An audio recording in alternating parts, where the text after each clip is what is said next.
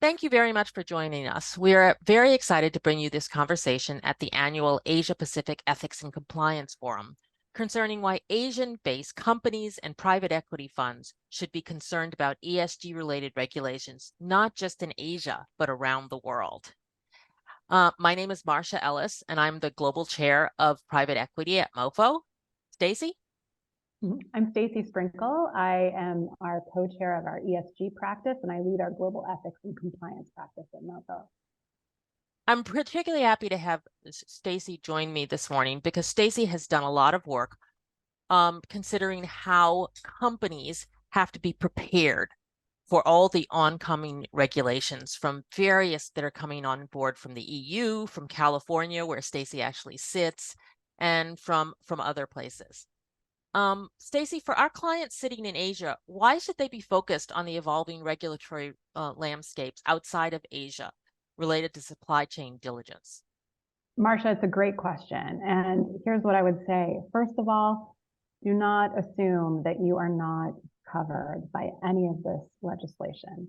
So we're showing a particular map that sort of sets forth the current ESG regulatory landscape, not because we're going to dig into detail on any of these particular pieces of legislation, but to really show, this slide would have looked very different and almost empty a few years ago.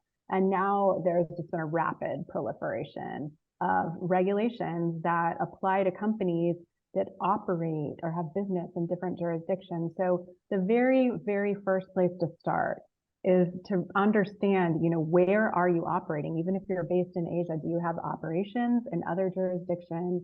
You're doing business in other jurisdictions that have relevant legislation.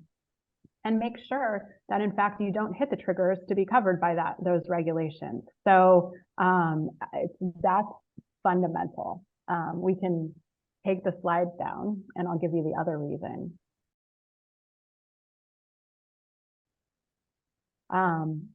But second, even if you're not covered by any of this legislation, it's almost certainly the case that your counterparties are. You are almost certainly the case. You're almost certainly the part of the supply chain or the value chain of companies that are covered by this legislation. And this legislation requires them to be mapping out plans, conducting diligence, and being able to make disclosures in certain representations about what's happening in their supply and value chain. And if you are a part of that supply and value chain, then you need to understand what they're going to be expecting of you so that you're able to meet those expectations. Because the last thing that you want is to not be a viable third party, viable supplier or vendor or otherwise for various companies because you can't meet their expectations as it relates to environmental, human rights, sustainability. So understanding the framework where global companies are headed and what your counterparties are required to do is really essential in order to remain competitive in today's environment. Now, Stacy, you talk about supply chain or value chain, and I just, could you just explain what's the difference? What is the meaning here? What is the intent? Yeah, well, so supply chain is really sort of the different components that go into bringing a product to market. Value chain, which is what's being used in a lot of the legislation, is really intended to capture a broader group of third-party interactions. So regulators are thinking about everything from when the idea is generated to how the product is ultimately used, including how it's disposed. So when you think about your value chain, you're just thinking about your third parties much more broadly, because it's not just, who is the supplier of this raw material. It's what are all of the different parties that I'm interacting with in order to bring a product to market, and what are their emissions or what are their labor practices, for example. So it's value chain is considerably more expansive and considerably more expansive by design. Now, could you talk a little bit more about the S side of ESG and how it fits into this? There's a lot of focus, obviously, on the environmental, the E side, but we also see that a lot of these laws are focused on the S side, and that can cause trouble in some Asian jurisdictions. Right.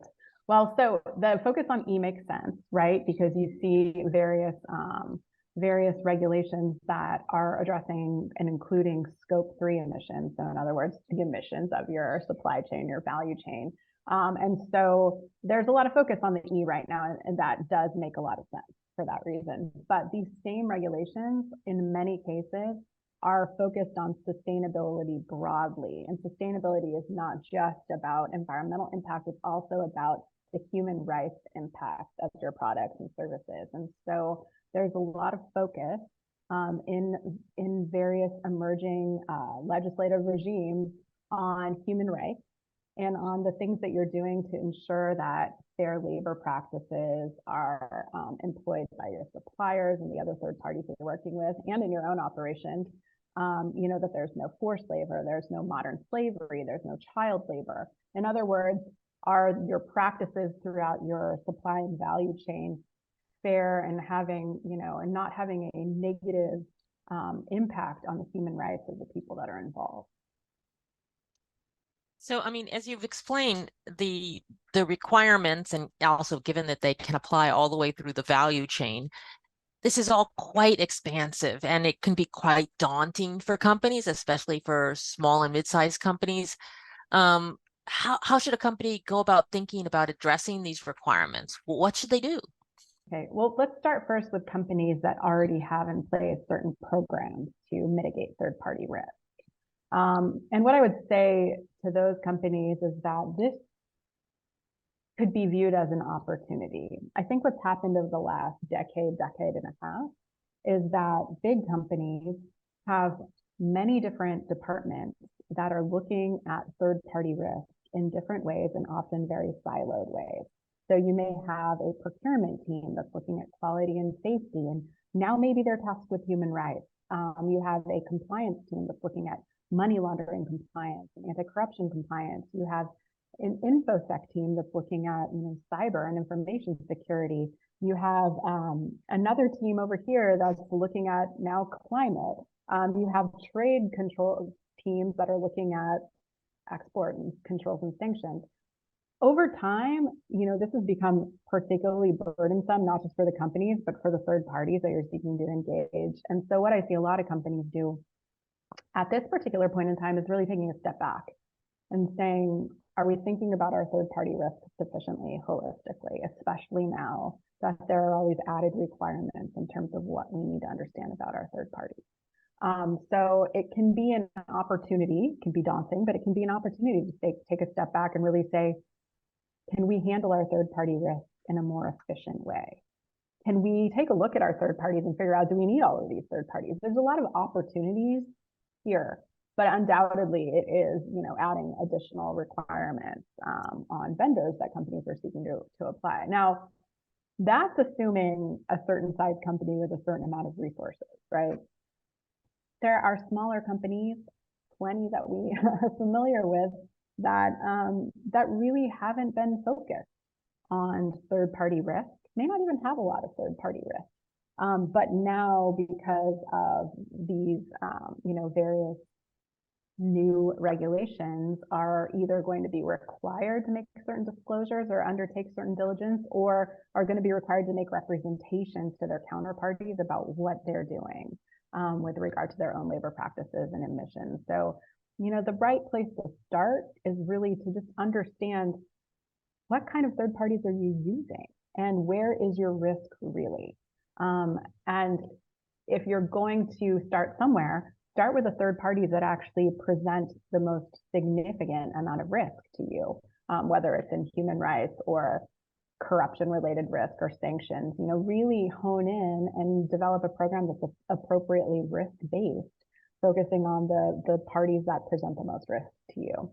So that's where I would start. There are some other, fairly basic, but very significant protective things that companies can do. For example, make sure that your agreements with third parties have good compliance reps, including around, human rights and forced labor practices and, emissions, or make clear up front what your expectations are of your third parties from a compliance perspective, what kind of data you may need from them in order to fulfill your own obligations and complete your own reports and things, there's an opportunity here to really help educate our third parties about what our expectations are and what we need from them. So that's another place to start. And another idea is, supplier code of conduct, for example. Like, this is not a particularly heavy lift to put in place, but having a set code of conduct that you expect your suppliers to comply with can be a really helpful thing to do from a tone setting perspective and from a narrative perspective, just in terms of demonstrating that, like, this is important to you. You take these issues seriously and you have certain expectations of the parties that are working with you. Yeah, one thing we've seen, because since I deal with private equity funds a lot, is that sometimes private equity funds are able to help these small and mid-sized companies that are their portfolio companies to help advise them and help them put in place basic policies, et cetera, which they would not necessarily have the wherewithal to do on their own because of their size. So it can be a real benefit to private equity owned companies that they are in this competitive landscape where you're going to have ESG policies in order to win business. In some cases, it can be incredibly important for them that those private equity funds are helping them get a leg up in that respect.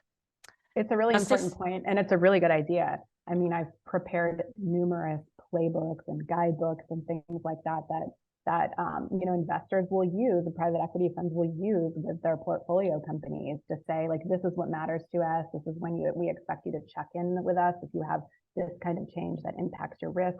Here's some template policies. Here are the different things that we'd like you to do at different stages of your development to make sure that compliance is kind of built in from the outset and top of mind. It is a lot harder to come in later and try to imprint sort of a compliance culture onto a company. So I fully agree with you. I think there are real opportunities, and it can be a huge value add and competitive advantage for your portfolio companies. Now, we focused a fair amount on third-party risk. What are some other key considerations for companies thinking about ESG? So maybe first and foremost is making sure that you have your own house in order from an ESG perspective, and particularly around your own kind of human rights and labor practices. I think there's so much focus right now on supply chain and what are your suppliers doing, but like, what's happening in your own plants and at your own operations, and are you able to make the representations that you will need to be making to your counterparties about your own practices? So sort of getting your own house in order from, human rights, anti-bribery compliance, making sure that you've really addressed your own internal risks is a significant area of focus. Another one, as we were just mentioning, but if you're investing in companies or acquiring companies, ESG should be a key consideration in diligence and strategy in general. I mean, if you think about it this way, the ESG profile, if you will, like the human rights practices, the emissions of a company that you're either investing in or acquiring, can materially impact your ability to meet your own obligations or to meet the different commitments that you've made publicly. So understanding where you're, investing your money or what you're acquiring and where they are from an ESG perspective is really important, because it could either help or hinder you in meeting your own goals and commitments. And certainly knowing if you're purchasing or investing in something that's particularly risky is helpful to know at the outset. And third, I would just say, to that end, it's really not just about legal compliance. I think if you're really thinking about ESG only as a matter of strict legal compliance, you're missing the opportunity. ESG, in my opinion, is a way that you can affirmatively tell the story that you want to tell about the value that you bring as a company. And, I often see members of legal teams getting sort of cabined as being so narrowly focused on strict legal compliance. Like, what does the law say and what is it requiring us to do? Legal teams, compliance teams add so much value when it comes to being involved in those strategic discussions about how, how can we see what's coming, not just from the regulators, but in terms of what our investors expect, in terms of what our employees expect, in terms of what our counterparties expect, and our customers. And how can we leverage the good things that we're already doing or the impact that we want to have to tell an affirmative story that will, hopefully drive value and mitigate risk. So those are some thoughts that I have on where companies can be focused here. And I think that one thing that we really need to focus on is that driving value aspect, because in this year in our survey of 100 Asia headquartered PE funds, we found in the 2023 survey compared to the 2022 survey, there was more reluctance to roll out new ESG policies or to put more spending, more expense on ESG.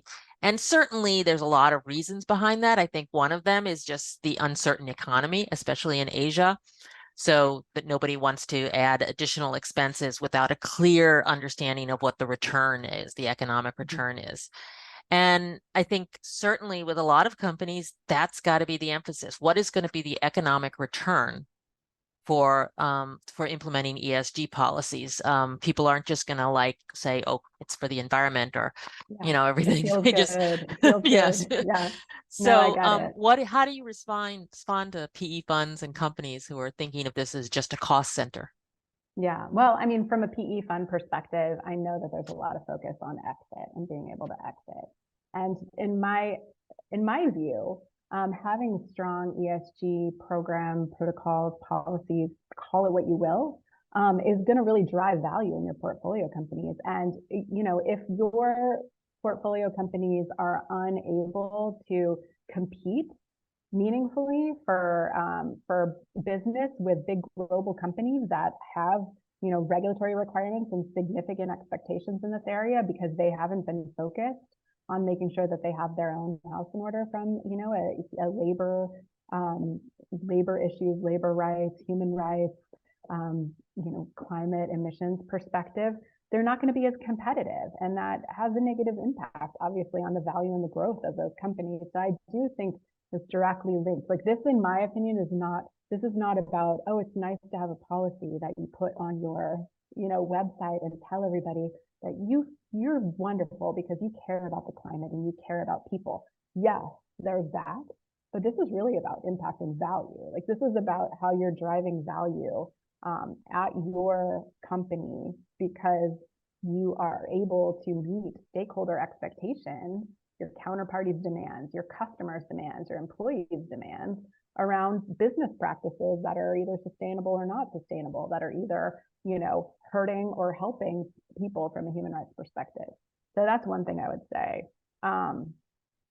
So I just think that near term, and certainly much more significantly longer term, companies that aren't paying attention to ESG, even smaller ones, are not going to be as competitive. They're just not going to be able to compete if they can't make the representations that they need to make about their compliance to their counterparty. And if you were talking to a smaller company that's at the very beginning of their ESG journey, they have almost nothing, what would you think is the first step they should take? So what I would do first is undertake some kind of a materiality or risk assessment as it relates to ESG. There's a lot of shortcuts to do this. SASB has industry-specific ESG factors, and so you can find the ESG factors. There's like 240, I think, total, but they've divided it up into over 70 different industries and really highlighted the industry factors that are most relevant in a given industry. And it won't be perfect for you, and you may be straddling a couple of different industries, but grab those and start to ask yourself, like, what are the environmental issues, the social issues, and the governance issues that are most likely going to be most material to us, that are most likely going to impact our ability to meet our own financial goals and performance, that are most likely to cause significant either legal or reputational risk to us, and focus there. And once you have a sense of what those risks are, then you can take things slow. And it may be that there are certain kind of points through the development of a small company where your risk profile is going to meaningfully change.